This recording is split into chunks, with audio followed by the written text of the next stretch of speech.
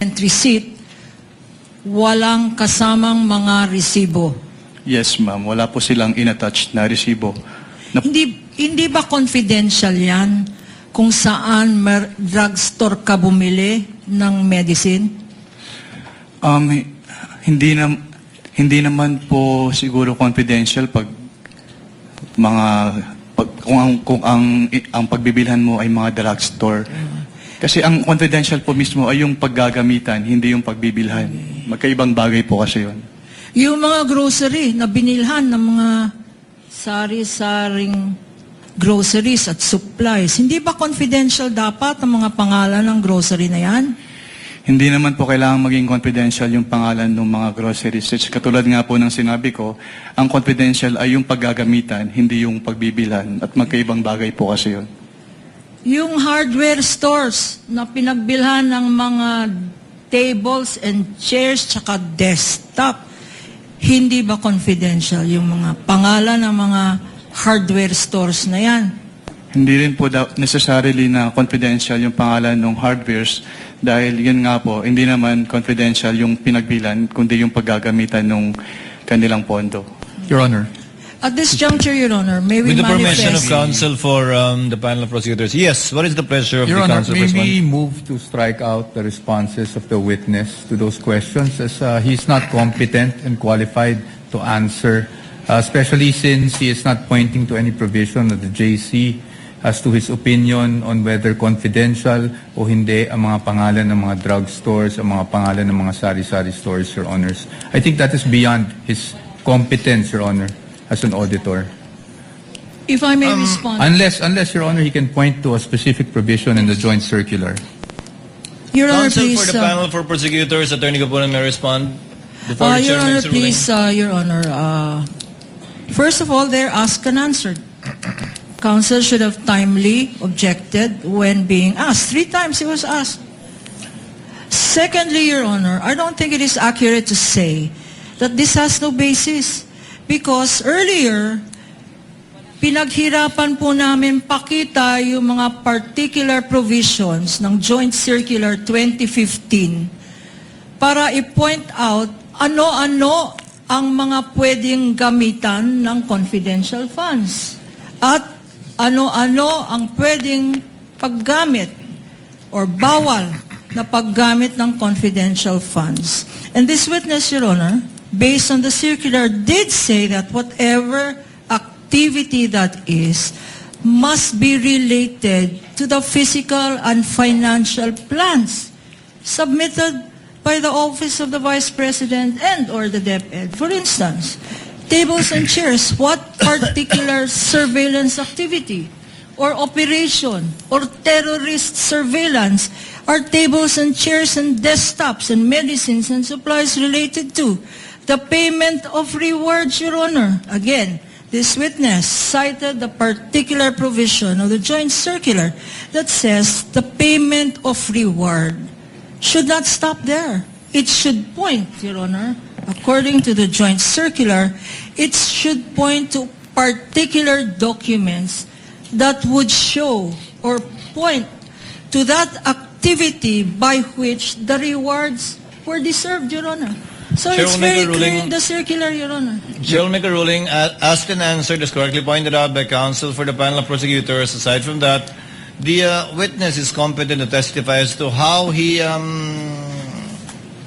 evaluated the submissions and the response letters given by the Office of the Vice President in relation to the AOMC issued that were all based on JMC number 15-01. Your Honor, I will counsel not be asking for reconsideration and I will submit to the ruling of the court. I just want to make it of record that when we say asked and answered, Your Honors, I gave leeway to the opposing counsel to ask the question basically because I did not think the question was objectionable. But it is the answer that I'm asking to be stricken out based on the competence of the witness because there is no provision under the JC that says ano yung sari-sari store ay hindi confidential.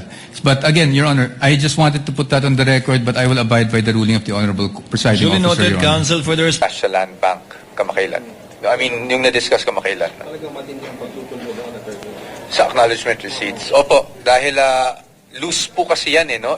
They're separate sheets. So, we cannot stipulate based on, I think, around 3,000, 4,000 documents. We really have to protect rin naman po the rights of our client. Although, I think narinig nyo rin naman, na-mention ko rin kanina, na kung pwede lang naman, mag-stipulate na talaga kami. Kaya lang, pagdating doon, we really had to take a hard line. Because syempre, we cannot be, we have to be diligent din in our duties as her counsel, and we cannot risk, no? Sa dami ng dokumento na yon, 'di ba? Wala kaming sinasabing baka may pineke or something. I just want to make that clear. Pero ang sinasabi natin is hindi natin alam, 'di ba? So ayaw natin na mag-stipulate sa ganun karaming dokumento. Lalong-lalo na since yung nature nga niya ay acknowledgement receipts, no? Sir, for fairness lang, kasi kanina tinanong ko yung PROSEC, may signature si VP sa financial physical plan and also sa voucher, sa disbursement vouchers. And they asked the significance of the signature. Sabi ni Atty. Tolosa is that it ties the Vice President to whatever malfeasance they will find in the spending of the confidential funds or comment. Well, sa atin, yung mga dokumento na yan ay kinailangan dumaan sa isang proseso, dumaan sa approval. As to the malfeasance, that's for them to prove, no? At sa atin, that's for us to also disprove, diba? So, we will find out in the coming days. But again, in fact, as the COA representative said earlier, their audit is limited to just compliance with the joint circular. Nothing further than that, diba? Sir, liquidation, whose responsibility is it? Is it the Vice President's? That's something that we will have to discuss in the coming days. No? So I can't answer you muna dyan. But you can read the joint circular and you can see naman sino yung mga accountable officers po talaga doon. Rephrase, kasi. How How much is the involvement of the Vice President in terms of the The documents will speak for themselves, sir. I don't want to, again, you're tying me to an answer and I can't answer you because we're delving into the merits. I'm really sorry, sir. Sir, nakabalik na po ba si VP? And ano po yung nirelay sa kanila? Ang alam ko, hindi ko masigurado kung nakabalik siya. I think nakabalik na, based on the schedule. But again, you have to confirm with OVP dahil hindi na po ako spokesperson ng OVP. I think we always forget that. So I'm not privy to the daily schedule of the Vice President. But pagdating naman po sa communication, it's just updates on our part. Wala namang anything significant dun sa normal updates na binibigay lang namin sa kanya on a day-to-day basis pagdating dito sa impeachment proceedings. Attorney, meron po ba mga pasabog dun sa mga ipinisenta kanina ng testigo at sa kanilang testimony? Wala naman po dahil sa aming pananaw, yan naman na ang lumabas sa COA findings. Pina-identify lang naman sa COA kung ano yung kanilang naging findings. So kumbaga, nothing that we haven't read before. No, I think ang hindi lang nasasagot ng COA pa sa ngayon is ano yung nangyari after ng mga findings nila, diba? Which I'm sure we'll get to in the next few days. Attorney, how will the defense or how does the defense intend to respond doon sa findings na based on the joint memorandum circular? Attorney, meron dong mga beyond purposes, yung mga acknowledgement receipts and beyond the dates that were supposed to be in the period. Sorry, Jai, but you'll know when we do our cross-examination. You'll know. Oh, definitely sa cross or even in our evidence in chief kung kinakailangan, meaning if it's our turn. But if we could, but pagdating naman sa cross, we can also ask questions on those matters. Sir, balikan ko lang si VP. Sir, i-share niyo po sa kanya yung decision ni President Marcos na i-allow yung opening ng mga bank? Hindi na po. Because that's all in the news. So I don't share things in the news na meron naman siyang sarili ng news monitoring. So I don't share those things. Wala naman siyang comment, sir? Hindi ko na po na-share. So wala din po siyang comment. Okay. Attorney, to your knowledge, meron pa ba other acknowledgement receipt na may nakapangalan kay Mary Grace Piatos? I don't know, to be honest. I'm not trying to be evasive. Hindi ko lang po talaga alam. Hindi ko naman namin. Kasi talagang sobrang, syempre, kilalang kilala si Mary Grace Piatos. Kanina doon sa trial, lumalabas sa 70,000 pesos yung nabigay sa kanya compared doon sa mas malalaki pang mga pangalan. Hindi ko po alam kung ano yung surmise natin doon sa halagang binigay sa kanya or halagang compared sa iba. I think ang importante po talaga dito, you'll have to wait doon sa ano ba yung naging findings talaga ng COA, no? Kasi yung Mary Grace Piatos, lumabas lang naman yan sa congressional hearings, di ba? So, ngayon nandito pa lang tayo sa COA, I'm sure magkakaroon ng ebidensya para tugunan yung Mary Grace Piatos issue. Magkakaroon ng ibang witness para tugunan yung Mary Grace Piatos issue. But pagdating naman sa pinag-uusapan natin ngayon, it's really just the COA findings. Asawa po kaya siya ni Renan Piatos? I don't want to speculate, ma'am. I don't want to speculate. I don't know her personally, so I cannot speculate.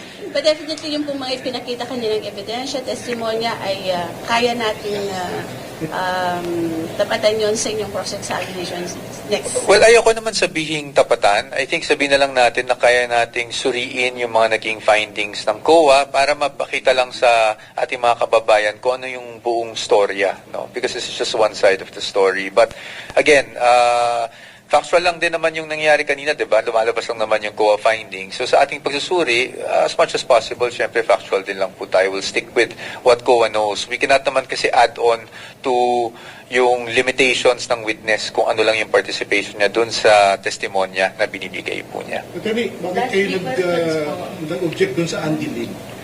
Sa akin lang naman po, although again, with all due respect, no, to Attorney Kapunan, dahil, hindi ko naman po gusto talaga mag-object kung hindi kinakailangan. Yun lang kasi, parang nabibigyan kasi ng kulay pag ganong mga pangalan. Although she stated naman for the record na she's just reading it the way it's written. So, but to me kasi, ang dating sa akin is nabibigyan ng kulay. Of course, no offense meant to Attorney Kapunan. I'm just doing my job as counsel. So, and I found the question to be objectionable. If you noticed, medyo malimit lang naman yung pag-o-object ko kanina. Maraming bagay na sa tingin ko hindi na dapat objectan. At katulad nga kanina, nagkaroon kami ng issue na ang pinapa-strike out ko yung sagot. Ang sabi, dapat nag-object ako sa tanong. Well, kaya kinailangan kong i-put on record lang na hindi naman kasi talaga objectionable yung tanong. Pero yung sagot yung objectionable. Kaya lang ako nag-object na, actually, I did object. I moved that the answer be stricken off the record. So, may mga ganong bagay, may mga ganong nuances, no? But, again, I respect the distinguished counsel of Attorney Kapunan greatly. So, I think it was, it was an interesting session today. Kaya lang yun nga, hindi pa tayo natatapos. Sir, last two. Yes, Ms. Katrina. Ano yung legal basis for the use of possible aliases sa mga acknowledgement receipts without delving into the matter? Just the legal basis. We're not yet there, so I won't discuss that. That's not covered by the COA witnesses. No? So, we're not yet there. I beg your patience. I understand the question, but I beg your indulgence and your patience. Baka dun sa tamang witness natin pag-usapan po yan. So mabibring up to sooner or later? Tingnan natin. I'm sure, kasi isa yan sa mga issues diba? So, whether alias ba yun o hindi, yung mga ganong bagay, I'm sure at one point matatakil yan, but I don't want to preempt anything that the prosecution will present, in fairness to them, and I also don't want to preempt our own defenses kung sakali man. So, ayoko munang itakil, kasi dito pa lang tayo sa COA. I think importante, and maganda yung natatanong nyo yung mga ganyan actually, para maintindihan ng ating mga kababayan na sa ngayon, dun pa lamang tayo sa COA findings. At this will not be the end of it all. No? Marami pang may mga magtetestigo sa prosecution and even on the defense side. Another clarification, attorney. What happened during the 30-minute suspension period for our public? We were just comparing the documents because si Attorney Kapunan, meaning the prosecution panel, was asking for us to stipulate on a list of documents. And as I've mentioned to you last week, kahit na ine-expect natin na mas masalimuot yung itong COA na mga witnesses, kung pwede naman nating paikliin, ready din naman at willing din naman ng defense na paikliin. That's why, ang ginawa lang po namin kanina, before we jumped the gun and just said na we were okay with stipulating, syempre, due diligence lang on our part, kinompare lang namin yung mga documents nila sa documents namin kung pareho at yun ba talaga yung gusto nilang ma-stipulate. And nung nakita naman namin na pareho, we agreed to the stipulation, to the proposal to stipulate. Sorry. Verify ko lang. Attorney Tolosa said that during the pre-trial, you did not agree to pre-mark this set of documents itong tinapad nyo kanina. Kaya tayo nag-stipulate niyo. Hindi nyo na pinag-usapan ng pre-trial. I think both, I think all documents were marked. no, if I'm not mistaken. In fact, some kasama pa dun sa hinabol. Pero wala kasing we did not agree to stipulate on certain facts noong pre-trial.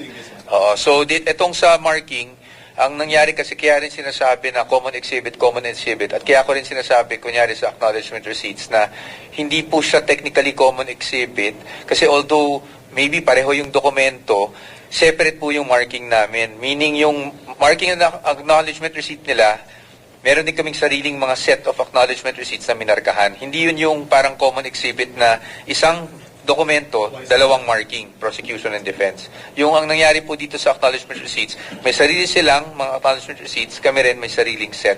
Pero pre-trial, you did not stipulate talaga. I mean, why? Because there was no stipulation needed for pre-trial. Ang stipulation na ginagawa sa pre-trial is stipulation on facts. No? Pagdating sa documents, it's really just marking. Attorney, on the ER, isa lang po. For the Sige lang po. ER records lang po, will you still oppose yung preservation nito once this is offered po? Hindi pa namin masasabi kasi sa ngayon, SOBINA pa lang naman yung stage, meaning procedural siya. Compliance lang dun sa SOBINA.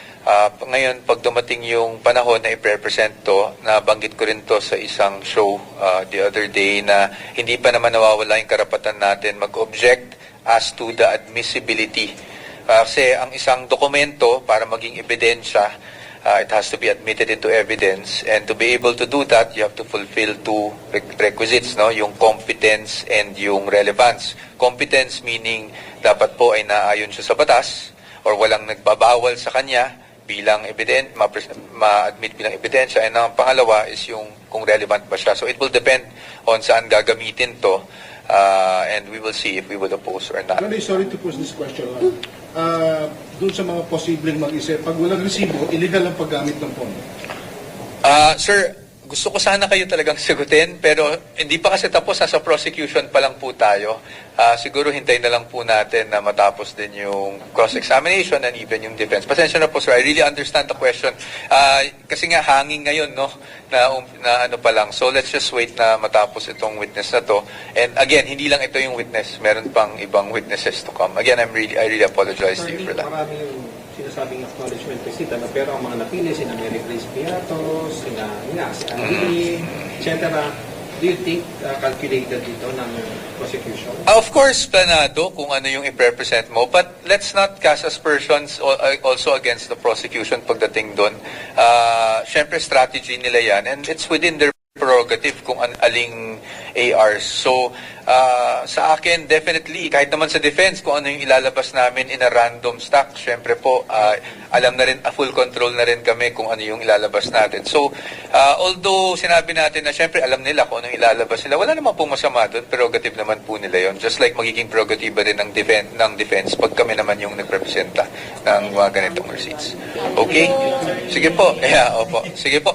Thank you very much for your patience. Maraming salamat po sa inyo. Magandang hapon po.